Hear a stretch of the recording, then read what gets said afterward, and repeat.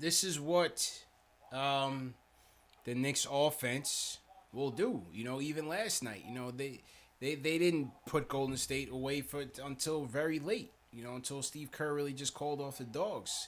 But this Yeah, Knicks offense not being well spaced and well balanced at times, they'll keep teams in games on certain nights, and that's what they did here. I mean, Sacramento's only put up 101. That's not nothing crazy.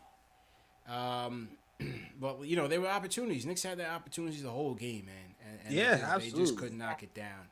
Yeah, man. Reggie Bullock turned back into a pumpkin. Reggie Bullock turned back. Kev didn't give you that production. Mm-hmm. Second unit wasn't that effective. IQ wasn't really that a mixed bag from IQ, but overall, not what you needed from him off the bench. Right. IQ gave you 8 points, 2 dimes, 1 of 4 from three. Burks nine Yeah. points. So Yeah. 16% shooting from Burks, one to yeah, six. I mean, look, he's supporting cast and didn't give RJ and Julius any help, and that was just basically the bottom line. Yeah, and we usually get something. Something, Usually get something from somewhere. yeah. Like I said last night, it was Bullock. Bullock helped, Mm-hmm. but not tonight. Not tonight. Not tonight at all, man. Mm-hmm. Shoot. High man tonight. You just showed how much of a struggle it was to score. Julius Randle 14. Not only that, but I mean, this was a winnable game, especially when you're playing against, the worst defense in the league. You know what I mean? Mm-hmm. So, yes, worst offense versus worst defense, low scoring offense versus, terrible defense. You would think somewhere you meet in the middle, and the Knicks just did not take advantage. But I can't even put this solely on the players. I want to say Tibbs failed miserably. This was, a testament to stubbornness. There's a fine line, like I said, between stubbornnness and stupidity, and he crossed that line today. I mean, it's blatant in black and white in front of your face in 3D, like a movie, a motion picture, that what you're doing is not working. That is a sign for you to make the adjustment, and the adjustments weren't made. So, if you want to put this on the players, this is more Tibbs tonight than it is guys. He failed his guys tonight, definitely. But the thing is though, is that you got to live and die with it. Same way you praise him for this team's start and how they're going, it's the decisions that he's made. This is the same lineup. This is the same lineup that he trotted out there last night that got you the dub, and he's gonna live and die with that. He's gonna live and die with those decisions. So Yeah. you got to take it. Yeah, you also got to give the Kings defense in the last 4 minutes of the game after Julius Randle and the Knicks, they went on like a 13-3 run. They adjusted. They started double, triple team Julius. They started playing the pass lanes in the key spots of the floor where you see Knicks give passes, especially in that corner. And and Haliburton had some huge plays. Haliburton came up big in the fourth. Yeah, defensively and hitting a dagger three. Haliburton came up big in the fourth. And then you got these boneheads in the chat blaming me like I passed on Haliburton. Like I'm the GM of the team. You are the GM. CP, you told us no Haliburton. So what? So what? I don't get paid for this. You know what I mean? I'm not the GM of the team. People blaming me like I had influence on the Haliburton pick and the Obi pick. Give me a break, man. All right, it wasn't all night tonight, man. Can't win them all, This game was within reach. This was very much so a winnable game. But while the Knicks defense has been pacing them, the offense still has to keep up. And tonight we just didn't have it. Yeah. We just didn't have it. The highest assist getter was Julius with 4. Yeah.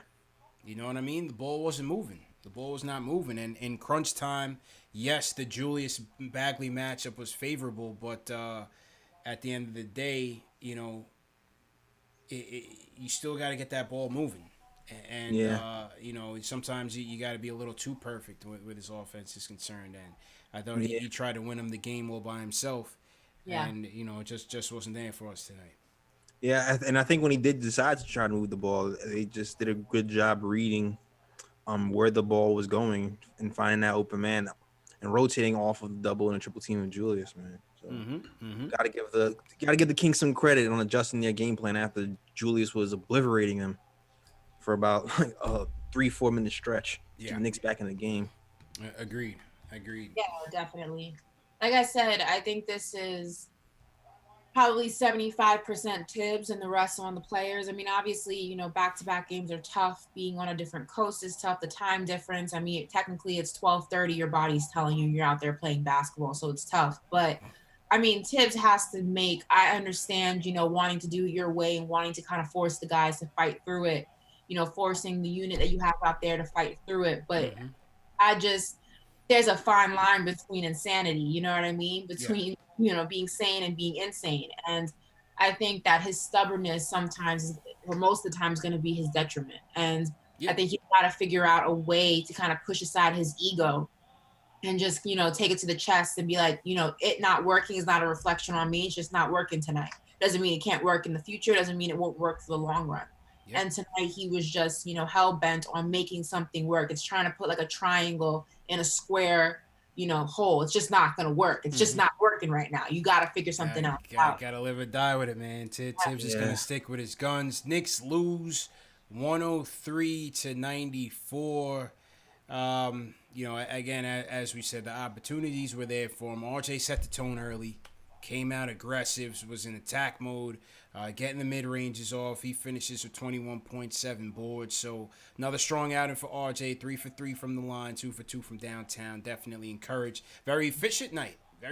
Almost 50% from the line, from the field again tonight. 8 of 17 for RJ.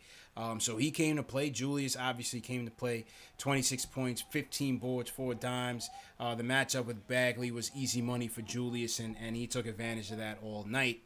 But in the end, you know, when we tried to get that hero ball going, it just wasn't good enough, and the Kings took advantage of it.